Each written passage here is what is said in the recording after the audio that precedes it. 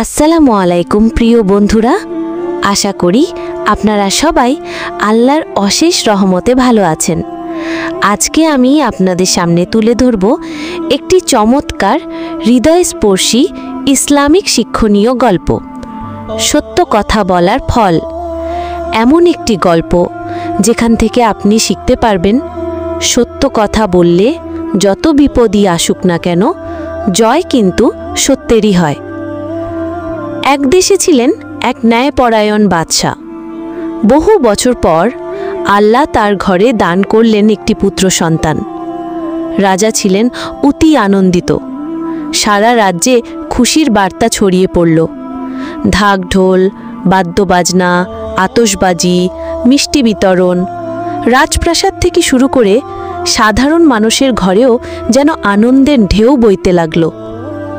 রাজা ভাবলেন, এই আনন্দ শুধু আমার একার নয়, আমার প্রজারা কেমন অনুভব করছে সেটা জেনে দেখা যাক। তিনি ঘোষণা দিলেন, আমার পুত্রর জন্ম উপলক্ষে সবাই রাজপ্রাসাদে এসে বলুক তারা কেমন আনন্দ পেয়েছে। প্রত্যেককে পুরস্কৃত করা হবে। প্রজারা আসতে লাগল। একজন বলল, মহারাজ, আপনার পুত্রের জন্মে আমি এমন খুশি হয়েছি যেন আমার নিজের সন্তান হয়েছে। রাজা খুশি হয়ে তাকে স্বর্ণমুদ্রা দিলেন। আরেকজন বলল, রাজামশাই, এত আনন্দ পেয়েছি মনে হচ্ছে যেন আমার জীবনে নতুন আলো এসেছে। তাকেও পুরস্কৃত করা হলো। তবে এক দরিদ্র মানুষ এলো। তার পোশাক ছেঁড়া, গায়ে ধুলো মাটি। সে মাথা নিচু করে শান্ত স্বরে বলল, রাজামশাই, আমি গরিব মানুষ, ভালো খাওয়া জোটে না, শরীর সব সময় দুর্বল। তবে সত্যি বলি, আপনার পুত্রের জন্মে যে আনন্দ পেয়েছি তা হাগার সময় অনেক কষ্টের পর যেমন শান্তি আসে, ঠিক তেমনই স্বস্তিদায়ক। এই কথা শুনেই রাজা রেগে আগুন। তুই আমার সন্তানের জন্মকে হাগার সঙ্গে তুলনা করেছিস, এ অপমান সহ্য করব না। তিনি রাগে গর্জে উঠলেন এবং সাথে সাথে হুকুম দিলেন, এই লোককে ফাঁসিতে ঝুলিয়ে দাও। লোকটি কিছু বলেনি। চোখ বন্ধ করে মাথা নিচু করে দাঁড়িয়েছিল সে। তার মুখে কোনো ভয় ছিল না, ছিল কেবল একটি বিষণ্ণ প্রশান্তি।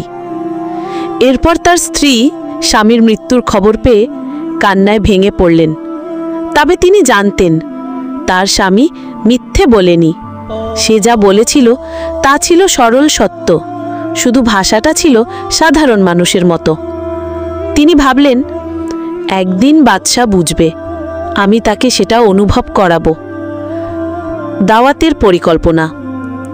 কিছুদিন পর সেই নারী রাজপ্রাসাদে একটি বার্তা পাঠালেন, আমার স্বামী আপনার হুকুমে মারা গেছেন, তবুও আমরা আপনার পুত্রের জন্মে আনন্দিত। আমরা আপনাকে আমাদের ছোট্ট ঘরে একদিন খাবারের দাওয়াত দিতে চাই। রাজা বিস্মিত হলেও রাজি হলেন। তিনি ভাবলেন, কি সাহস এই মহিলার। নির্ধারিত দিনে রাজা গেলেন সেই দরিদ্র ঘরে। মহিলা নিজের হাতে রান্না করলেন বিরিয়ানি, খাসির মাংস, পায়েস, মিষ্টি এবং নানা রকম সুস্বাদু খাবার। রাজা খেতে খেতে এতই তৃপ্ত হলেন যে খাওয়ার পর পেট ভার হয়ে গেল। হঠাৎ তার পেট মোচড় দিতে লাগলো। তিনি অস্থির হয়ে বললেন, তোমাদের বাড়িতে কি কোনো বাথরুম আছে? খুব চাপ এসেছে। মহিলা শান্তভাবে জবাব দিলেন, রাজামশাই, আমরা গরিব মানুষ, বাড়িতে কোনো বাথরুম নেই। পাশের গ্রামে একটি পুরনো বাথরুম আছে, ওখানে যেতে হবে। রাজা বিরক্ত হয়ে বললেন, এত দূরে? এখন তো সহ্য হচ্ছে না। কিন্তু উপায় ছিল না। অনেক কষ্টে হেঁটে হেঁটে তিনি সেখানে পৌঁছলেন। অবশেষে অনেক কষ্টের পর যখন সব কিছু থেকে মুক্তি পেলেন, রাজা হাঁপাতে হাঁপাতে বললেন, আহ, আজকে অনেক শান্তি করে হাগলাম। মহিলা তখন মাথা নিচু করে সামান্য হেসে বললেন, রাজামশাই, এই কথাটি তো আমার স্বামী আপনাকে বলেছিলেন। তিনি কোনো অপমান করেননি। তিনি শুধু বোঝাতে চেয়েছিলেন, যেমন দীর্ঘ কষ্টের পর হাগা হলে এক ধরনের স্বস্তি আসে, তেমন আনন্দ পেয়েছেন আপনার পুত্রের জন্মে, কিন্তু আপনি সেটা বুঝতে পারেননি। রাজা নিঃশব্দ হয়ে গেলেন। তার মুখ শুকিয়ে গেল, চোখ পানিতে ভিজে উঠল। তিনি ফিসফিস করে বললেন, আমি আমি কি ভয়ঙ্কর ভুল করেছি। আমি একজন নির্দোষ মানুষকে মেরে ফেলেছি, শুধু আমার অহংকারের কারণে। হে আল্লাহ, আমাকে ক্ষমা করো। গল্প থেকে আমরা কি শিখলাম? 1. সত্য কথা সবসময়ই মূল্যবান, তা যত সাধারণ ভাষাতেই বলা হোক না কেন। 2. ক্ষমতা থাকলে আরও সহনশীল ও বিবেকবান হওয়া উচিত। 3. কোনো কিছু বোঝার আগে ভাষার অন্তরের মানে বোঝা জরুরি। 4. অহংকারের কারণে ন্যায় বিচার নষ্ট হয়ে যেতে পারে। 5. সত্যকে অবহেলা করলে একদিন সেই সত্যই আমাদের চোখে আঙ্গুল দিয়ে দেখিয়ে দেয়।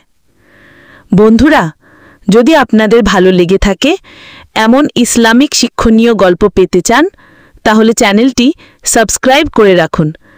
জাযাকাল্লাহু খায়রান।